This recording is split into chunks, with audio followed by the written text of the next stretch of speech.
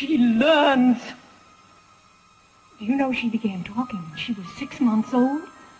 She could say water, but not really. Wah, wah. Wah, wah.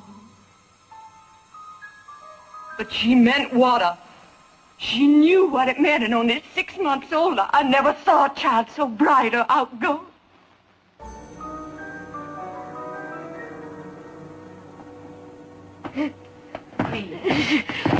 Reach. I wanted to teach you. Oh, everything the earth is full of, Helen. Everything on it, it's ours for a wink and it's gone. And what we are on it. The light we bring to it and leave behind in words. Or you can see 5,000 years back in the light of words. Everything we feel, think, know and share in words. So not a soul is in darkness, or done with even in the grave. But I know one word, and I can put the world in your hand. And whatever it is to me, I won't take less. How do I tell you that this means a word, and the word means this thing, wool, or this. S-P-O-O-L means this thing. Oh, dress. F-A-C-E, face. Man's mind is his basic tool of survival. Life is given to him, survival is not. His body is given to him, its sustenance is not. His mind is given to him, its content is not.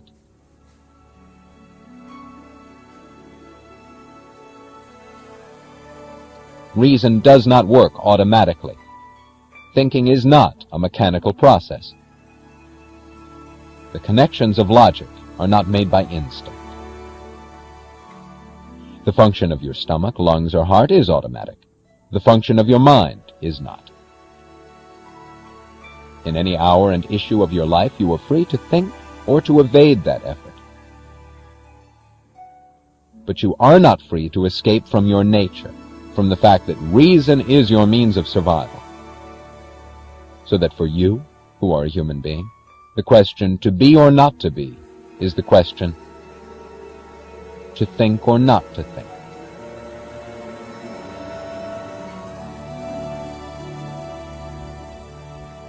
Man cannot survive except by gaining knowledge, and reason is his only means to gain it. Reason is the faculty that perceives, identifies, and integrates the material provided by his senses. His senses tell him only that something is, but what it is must be learned by his mind. All thinking is a process of identification and integration. Man perceives a blob of color.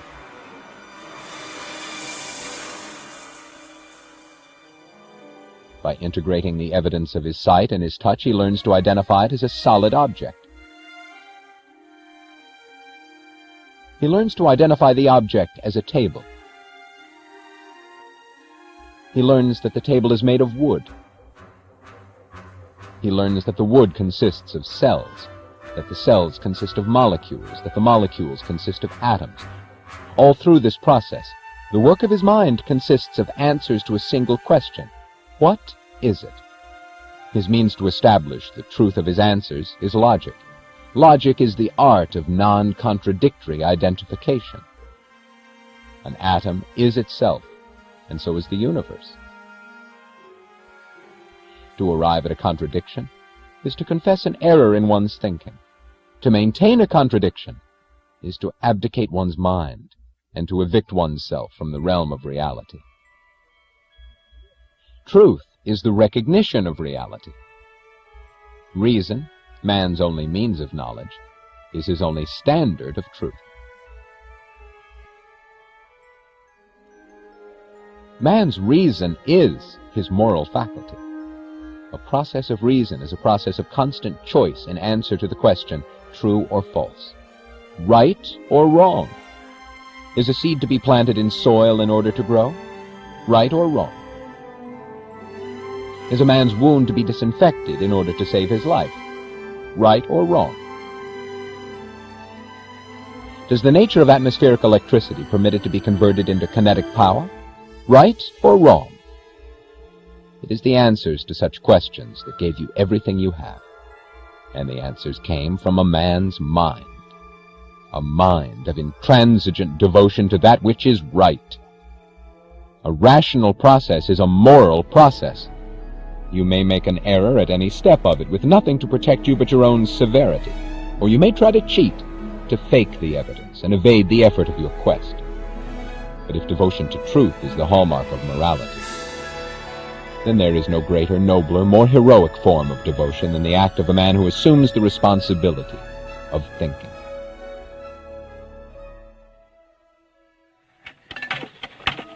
W-A-T-E-R, water. It has a name. W-A-T. That which you call your soul or spirit is your consciousness.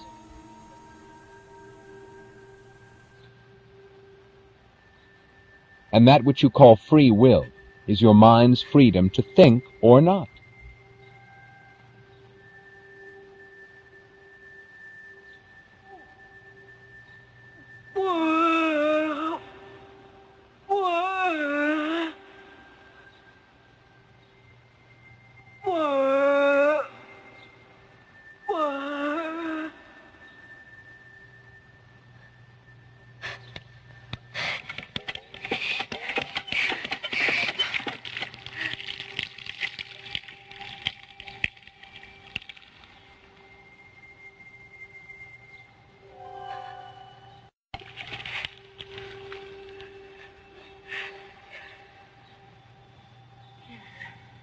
The choice that controls all the choices you make and determines your life and your character.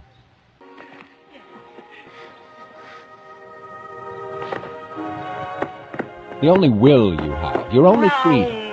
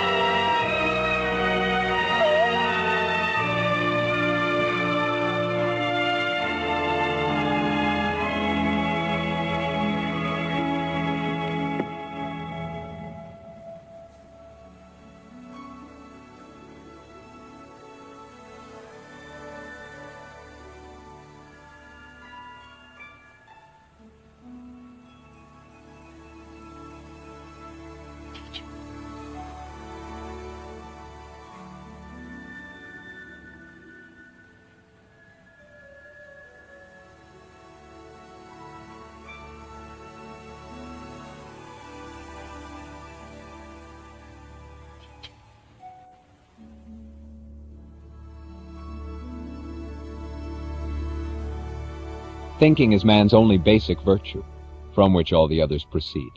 And his basic vice, the source of all his evils, is that nameless act, which all of you practice, but struggle never to admit.